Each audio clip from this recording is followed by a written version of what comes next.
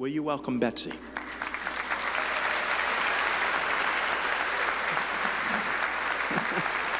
So fun to look out at all of you. It's wonderful.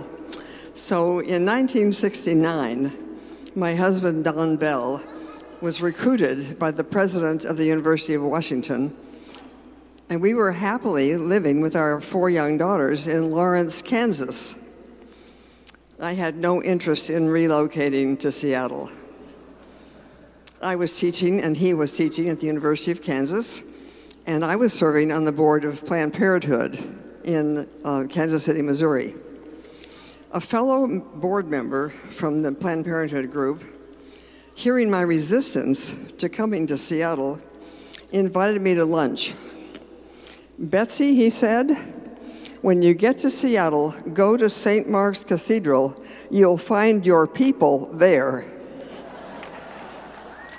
Our very first Sunday was on the 4th of July weekend of 1969, and the preacher, guest preacher, was from Kansas City.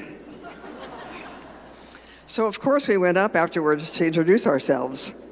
The priest who invited the guest was Murray Trelease, who was the curate under Dean John Leffler. Now the Treleases, a family of 5, invited us, a family of 6, over for lunch. 2 of our children, who were then 5 years old, had been married for over 30 years.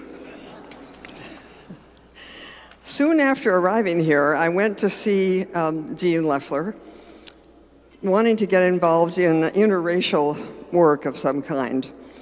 Lawrence and Seattle were both basically racially segregated, not by Jim Crow laws, where I grew up, but by redlining and other things like that.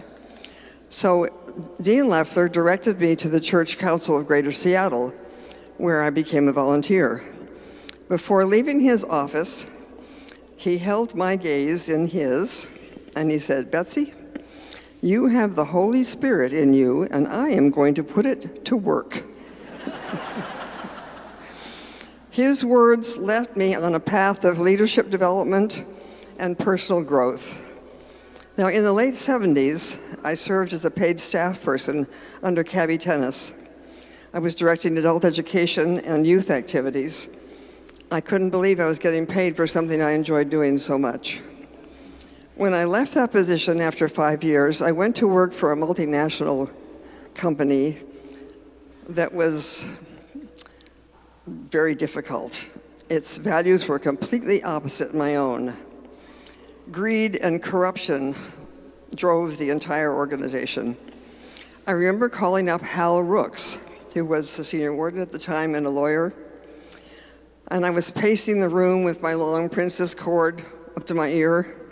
"Hal, how do I take what we say and believe on Sunday into the workplace?"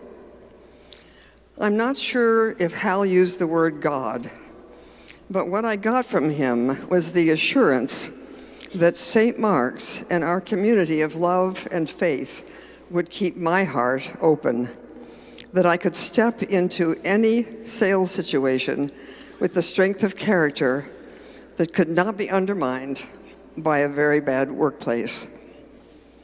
Hal Rooks and so many others have helped me become a more compassionate person,